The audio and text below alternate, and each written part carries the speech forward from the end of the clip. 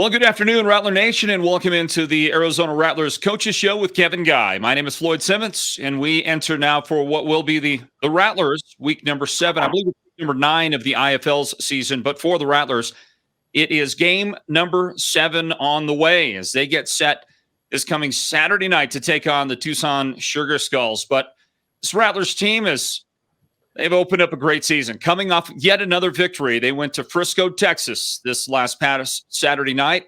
Came up with a 49-35 victory on the road against what was at the time the number 2 ranked team in the IFL, according to the IFL coaches poll. Folks, let's throw it on over to the head coach, Kevin Guy, joining us now to discuss what has been a very, very successful start to the season for the Rattlers. Coach Guy, welcome. How are you? Good, Floyd. How you doing today? Fantastic. It's a wonderful Monday. I'm, by the way, talking to you from my studio in Lakeside, and I got to tell you, Coach, I don't know what you're dealing with weather-wise right now outside your office, but it's about 70 degrees outside, and after some windy days, it's very calm, serene out there. You could not ask for a more picturesque, beautiful day for football practice, or in my case, maybe a round of golf this afternoon, because it's gorgeous out there. Staying. Well, we don't have practice today. We have the guys in for weights and film, and we're going to give them tomorrow off. And we're going to practice Wednesday, Thursday before we travel Saturday morning down to Tucson, and we'll have meetings on Friday. But it's nice that you get to enjoy the weather. When you're a coach, you work 14, 16 hours a day, so it's I don't get to see the golf course as much as you do. I'll be thinking about you if I get a chance to go out there and swing those sticks this afternoon. That's for sure. Coach Kevin Guy right there. The Arizona Rattlers, another victory, 49-35 on the road this past weekend. A victory over the Frisco Fighters. You hand them only their second loss of the season. This after they put together a 5-game winning streak. So now they're at 5-2. And by the way, the Massachusetts Pirates, they lost over the weekend. They picked up their second loss of the season. The only team undefeated, and now with a full 2-game lead in the loss column over anybody in the league, is your Arizona Rattlers. Are you pretty proud of the job you guys did on Saturday? Well, I'm not disappointed, in the terms of where we're at in the standings, but I felt like from an offensive perspective, it was, an ugly game. We weren't consistent. We've talked about this before. I'm always concerned about mindset going into a bye week and coming out of a bye week. And our defense certainly showed up and performed. They had 7 stops the other night, and anytime you get 7 stops, you should win by multiple touchdowns. But our offense turned the ball over 5 times. Not one time did we get stopped on 4th down, but we did have 5 turnovers, and that's attention to detail. And we, for whatever reason, we started strong, and then we kind of relaxed. And obviously 4 interceptions, 1 fumble. Are there some things that Drew could have done better? Absolutely. But the guys around him have to play better as well. Receivers also were, a lot of times when you see 4 interceptions, you put that, everybody likes to put that on the quarterback, but you got to look at what's going on with the protection. You got to look at what's going on with the receivers, the depths of the routes that they're supposed to be at. Did they take the right angle? There's a lot of little things that go into that. And certainly we could have helped our quarterback out more. And we will. We will get that fixed this week. We got to start being more consistent. It seems like when we're in the meetings with the players, we're coaching up the same things every week after the games. And, there's an old saying in football, it's okay to make a mistake, but make a new one. Okay. Learn from it, fix it, and move on and make a new mistake. Don't keep making the same mistakes. And so our attention to detail is got to get turned up a little bit, and it will. We'll make sure that message is loud and clear this week, and that we address it.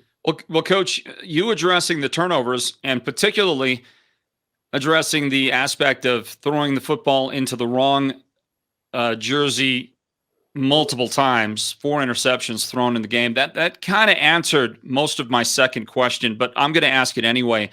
I was going to ask you about the highs and lows of your passing game, which came out. You threw 3 touchdown passes. Drew Pell connected on 3 first quarter touchdown passes to help the team get out to a 21-0 lead, build an early lead that you never relinquished. But then, of course, was the breadth of the game, the rest of the game where there were turnovers involved. So, where is the passing game right now with the Rattlers? So you've had some great performances early on this season. This is one, obviously, you're not, you'd like to take some things back. Yeah, and because of how they play defense, we put some new stuff in this week. That might have made some of the guys a little uncomfortable, but it shouldn't have affected them, that much. And certainly, I know Drew feels that he can play better. He knows he can play better. We know he can play better, but we also, our receivers need to play better. They need to be more consistent and start addressing the little things, the attention to detail. Listen, everybody says, "Oh, it's a game of highs and lows." I don't necessarily buy into that. Okay, I mean, if you go out and execute, it's a game of highs. Okay, and that's where we're used to playing, and that's our expectation is to be a game of highs. We're not going to do the valley dips, right? So, I don't believe in highs and lows. If you recruit the right guys. And we do our job as coaches. We do our jobs as players. It's just nothing but highs, and that's where we need to get to. Well, Coach, you've got one of the best kickers in the league, in Ernesto Lacayo, but the place kicking game in particular has been a sore spot for a little bit of time here in this first part of the season. Is that getting worked out? Yeah, I thought we showed some improvement. This past week, we still missed 2 extra points. We missed a field goal that should have been a high percentage make for us. I thought the snaps were a lot better. We moved Quinnery, one of our defensive backs, to the long snapper. We moved our protection around. We put Kenny Thomas on the left side, and moved JJ over to the zone side of our protection. And I thought that those moves. Shored up a lot of things. Not sure. I haven't gotten to that part today's film day.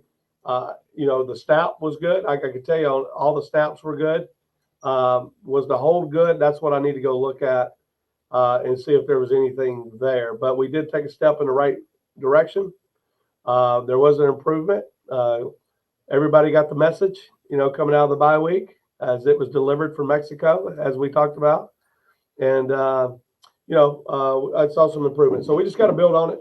It's got to get better for us because when we get in a tight game, those points are going to show up if we don't address it. So, but I overall, we did better.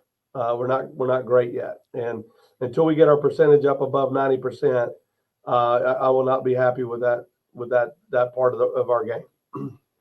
Well, Coach Guy, when last we visited, you pointed out that you'd never taken a team into Frisco, never had played at that arena, and didn't, from that standpoint, know what to expect. So, what was it like? What kind of atmosphere did the Frisco fans bring to the game?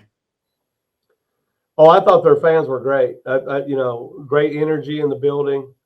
To be frank, I felt like their fans did a good job of keeping them in the game because that game could have got ugly early, and it was starting to go that way, and we had a chance to kind of put them away when we got a safety, and then their defense stepped up and made a play and got a turnover, a fumble for a touchdown, and that ball's just got to be thrown away. We can't force plays, and sometimes when you got really good athletes, you got to take the good with the bad, and we try to work the bad out of them, but they believe that they can extend plays, that they can continue to make plays, and sometimes you just got to lay it up and throw it out of bounds and let's live to play another down, and we'll come back and execute the next down. And we turned the ball over, and that was a turning point of the game. And again, falls back to attention to detail and understanding the situation. We had a chance to blow that game open, and we didn't. We had a missed opportunity there, and they stayed in the game. But I will tell you that when we threw our third interception, they had a chance to come down and tie us. And our defense has been doing this all year long.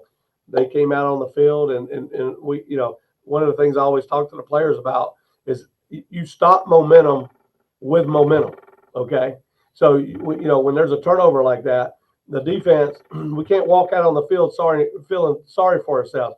We got to come out with a mindset and an attitude that we're going to stop momentum with momentum, and we are that momentum, okay? We are the pressure. And our defense came out and did a great job of stopping them, and then we got the ball back and got back up 2 scores. So, our defense has been playing well. There's a lot of little things that we got to continue to get better at, but I like the direction our defense is headed. Head coach Kevin Guy, the Arizona Rattlers. This is the Arizona Rattlers Coaches Show, and we continue on here. We'll get to the upcoming matchup this Saturday in just a moment. I wanted to ask you, Coach, about what does it say about your team? The fact that you've led the league in scoring defense the whole year long, and you continue to do that. But now all of a sudden, with a less than Sugar Skulls type offensive output on Saturday, a game that they narrowly won, your team has jumped ahead of them now in scoring offense. So now you lead both categories this season with an undefeated 6-0 record to complement that. What does it say about the Arizona Rattlers at this point of the season? Well, not much. It doesn't say much. We got to continue to get better. You don't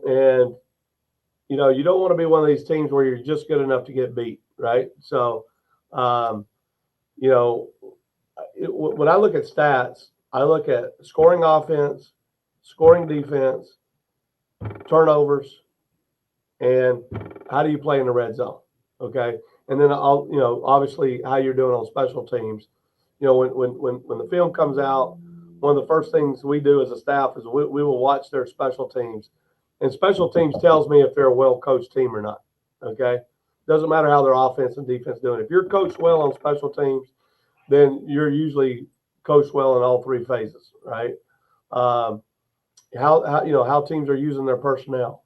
And, so, there's a lot of things that go into addressing, but, getting ready for a game. But, when you look at scoring offense, scoring defense, that's where we want to be. Now, the reason I say not much is until we played Frisco, who have we played? I mean, we've played teams that have, losing records. Okay. And so, I don't put a lot of weight on that. I'll wait till we play the team. Now, some of those teams with losing records, they might get better as the year goes on because teams get better, they get worse, they never stay the same. And, you saw Vegas. I thought we had an impressive win up in Vegas because I thought Vegas this past weekend was who, like the old coach here at the Cardinals, when they beat Massachusetts, I was like, hey, now that's the team who I thought Vegas was. Because when we played Vegas, I thought they had a lot of good athletes, And so Coach Davis, come away with a big win this week. And, I mean, you see Vegas beat Massachusetts. You see we went out and we beat Frisco. I mean, this thing is week to week, and you're already hearing people talk about, well, this team's going to be in the playoffs and this team's going to play this thing. You don't know. I mean, I don't know why people think that way. You can lose your quarterback tomorrow and you're a different football team. So to assume that you're going to make the playoffs, you're assuming wrong. I mean, so I just hate when I hear people talk like that because, this business is day to day. It's week to week. It's about production and, and growing your team and the journey of the season. And so it's there's a lot of work that goes into it, and there's a lot of things that can happen. So you can't overlook anybody. I mean, all those players on other teams, they get paid to play too. And when you look at teams that are not winning, what are they doing? If you watch right now, they're turning the roster over. They're trying to get better players. And, all of a sudden the team that doesn't have a winning record makes a few changes on a 21-man roster.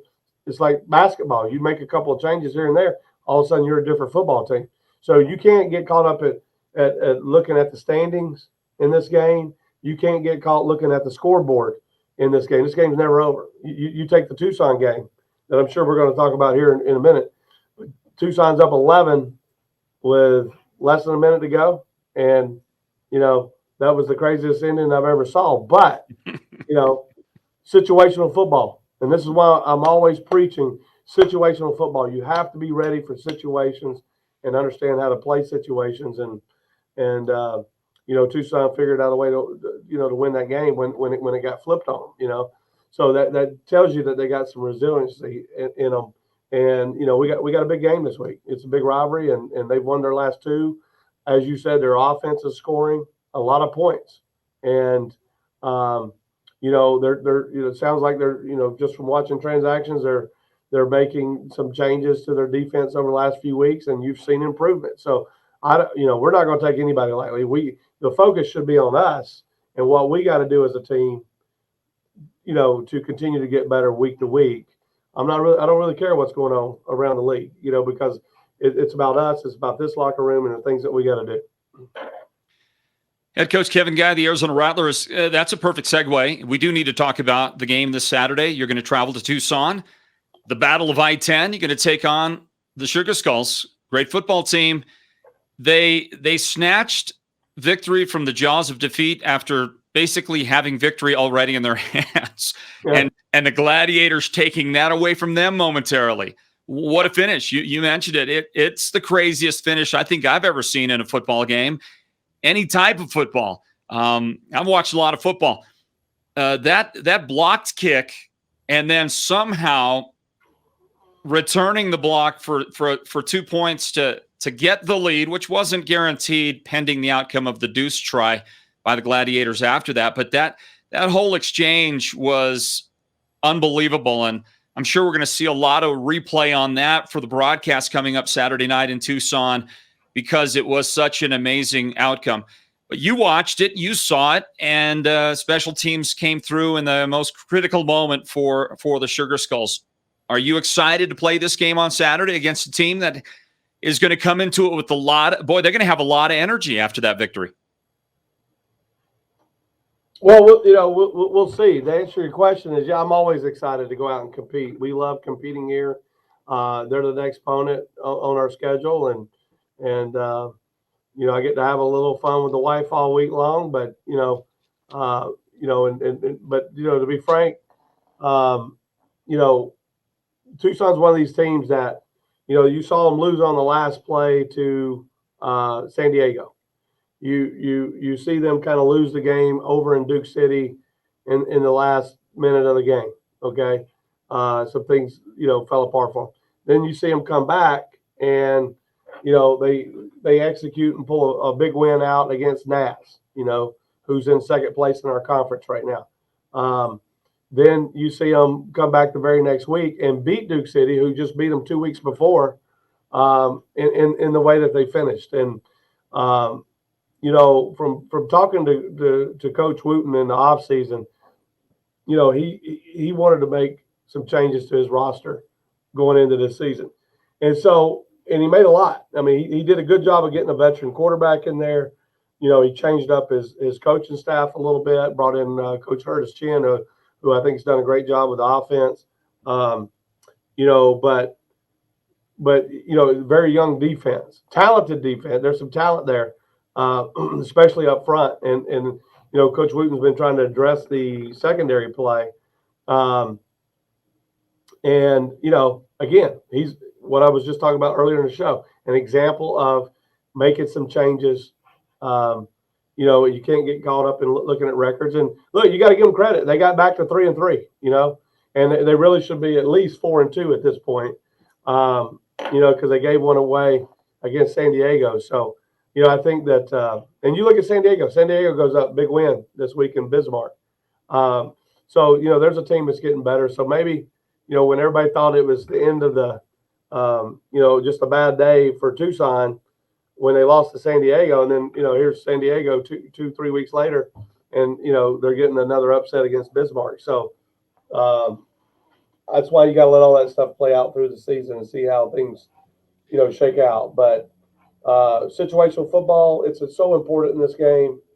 Understanding how to play the last minute of the halves, the onside kick situations. Special team is huge. You got to have buy-in from everybody on special teams. So there's a lot of moving parts to this game, and for us, in terms of building a roster, Floyd, we try to have the answers coming out of training camp. Okay, we work our tails off in the off season to recruit players in the off season. Okay, and get the answers so we can focus on during the season with building chemistry, developing players. Okay, developing players in the locker room. That's where our focus is once the season starts. We don't have to be on the phone trying to, call around and call the agents and find out who's on the street. We try to make all those decisions in the off season so that when we come to camp, we can just focus on developing our players and developing team chemistry. And, so far this year, now on a small roster, you get injuries, Floyd, you can't control that. That's something that you can't control. But what you can control is, do you have the answers coming out of training camp? And so, when I look around the league, I just see a lot of transactions, a lot of movement. I don't know how you develop chemistry. I don't know how you develop players when they're constantly changing, transactions. So, we just choose to do it a different way. There's no book on what's right or wrong. This is the way we choose it. That's what's worked for us, and we're going to continue to do that. It's working really well. 6-0 undefeated right now, getting set to take on the Tucson Sugar Skulls this Saturday night. That kickoff slated for 6 p.m. at the Boneyard at Tucson Arena. Give me one or two words that you are going to be preaching to your defense this week. That Tucson team was the top scoring team till you supplanted them in that position after the Frisco victory this week. But it's very close. They score a lot of points. That's a dynamic offense. And the guy that leads the way is Daquan Neal. That quarterback is special. So what are the one or two words you have for your defense going in? Well, this is the first time that these two quarterbacks have played against one another. Both of them are former MVPs. I think Drew's won it twice. Daquan Neal's won it once. I think that, for the league, this is an exciting game to see quality quarterbacks matching up against one another. That's great, but it's still a team game, And when I look at Tucson, Mike Jones, he's been a consistent player for Tucson for 3 years. Great running back. They've got some really explosive receivers. The Jackson kid has been impressive, to watch. Man, I'm drawing a blank right now, but the other young guy that they brought in, as well. I mean, their receiving core is top notch. Their receiving core is as good as anybody in the league. The running back quarterback situation is really good. Their offensive line is played well at times. I think that's a group that the coaches want to see to continue to become more, consistent. Just like they do in the secondary. So, I think their young defensive line is going to be pretty tough. Their special teams. They're doing really good in kickoff coverage. They brought the kicker in this year, new kicker. He's had some highs and lows, but I tell you what, when he's on, and he's just learning the game. That's all it is. Once he kind of learns the game, and he's that young man's going to be solid. So we got our work cut out for us. It's not a layup. It's not a give me. Again, it's another road game for us. And when you look at Tucson, the thing that does impress me is they just keep playing. They keep playing. I mean, what are they? 3-3. You look at their 3 losses. The only one that really got away from them was Frisco. But if you look, they fought back and cut that game after. I think they started the game down like 24-0, and they came back and cut that game to 7. And then Frisco kind of pulled away there at the end again. But you look, they should have beat San Diego. They could have beat Duke City and Duke City, So that's their other 2 losses. But they came back and got revenge on that Duke City win this past weekend. So, I mean, these guys are dangerous. And now the way the standings work, it's best overall win percentage 1 through 4, right? Then the second one has always been head-to-head. Well, that's changed this year because we're in two conferences. It's whoever's got the best overall conference record if two teams are tied at the end of the season. So that's number two. And then I believe it goes to head-to-head. So your conference means something, and that's great. I love that we took that direction as a league, that the conference wins need to mean something. That's how you create rivals. So I'm kind of excited about that. And, certainly with how close some of these teams are, Tucson, Naz, Vegas, Duke City, San Diego. I mean, we got an opportunity to create some really good, rivalries, in this league. So, we're looking forward to it. This thing's a journey, and it's week to week, and we'll see what this season rolls out this week. Game with a ton of meaning this Saturday night, 6 p.m. kickoff at Tucson Arena. The Arizona Rattlers take on the Tucson Sugar Skulls, everybody. All right, let's wrap up with just a tiny bit of get to know your Coach Guy, okay? I've got a question for you, Coach Guy. I need you to confirm something. There's a rumor out there. I've uncovered a little something.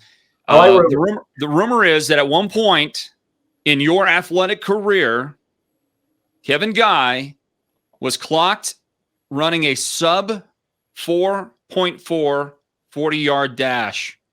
I need you to confirm whether or not that's fact or fiction. I'm going to say fiction because it was actually higher than that. So I was blessed with some athleticism growing up, but I had wheels. I could run. But the highest I ever been clocked was 4.37. So it's fact. It's a sub 4.4. Yeah. Oh, sorry. I didn't hear you say sub. Okay. 4.37. But that was when I was about 160, 65 pounds coming out of high school. I could float. But once I got in the weight room, put on about 20, 30 pounds of muscle, I kept my speed, but I was a little bit more consistent around 4.4, 1, 2, 3 in that range, but I could run. And I enjoyed it. I enjoyed football. I enjoyed track, the speed. I did really well in the long jump in high school, and a lot of that was just because I was just running so fast down the runway there to hit it and jump. So I went back and showed my son the other day that I actually at the state track meet I jumped 22.6. I forgot it was what the numbers was, but when I went back and looked, I was even impressed with my own numbers. Wow. So I was like that was so and the reason we were having that conversation because my son's running track now, and he's a freshman. He's already jumping over 19 feet. So as he grows, I think he's as he develops, we'll see where he winds up at. But that's impressive father-son combination right there. I don't know how many. Yeah. That's 40 plus feet combined. I don't know how many other people can make that claim for sure. I know I could never do that with my kids, and they were decent athletes. That's good stuff right there, Coach. Yeah. All right, big game on Saturday night at Tucson. Another road game for the Rattlers. Coach, we wish you the best, and I know it's going to be a great week of preparation and a good game on Saturday. Yeah, I appreciate it. We're looking forward to it, and we're looking for Rattler Nation to travel down there. It's only an hour. From our practice facility, it takes us about an hour and 20 minutes to get down there, and we're looking to see Rattler Nation in the building and in the Boneyard, and I want to see the Tucson fans. I want us to have some adversity. I want us to create that atmosphere make it tough on us, and let's get out and compete. Let's see what happens. But Tucson's going to be a tough matchup. There's no doubt about it. And we got to get ready for them. All right, Coach. Have a great week. We'll talk to you soon. Thank you. All right, it's the Arizona Rattlers Coaches Show, everybody. And again, big game on Saturday at Tucson Arena, and it's easy access. I mean, easy to get into. Just drop on down on I-10. It's right there at the north part of town. Easy to get into, and it's going to be a great game. Great facility there that the Tucson Sugar Skulls play their football in. The Boneyard, the Tucson Arena, and that's a 6 p.m., 6:05 kickoff this Saturday night. Until next time, Floyd Simmons, thank you for joining us. We'll see you for the next Arizona Rattlers Coaches Show right here. Bye-bye for now.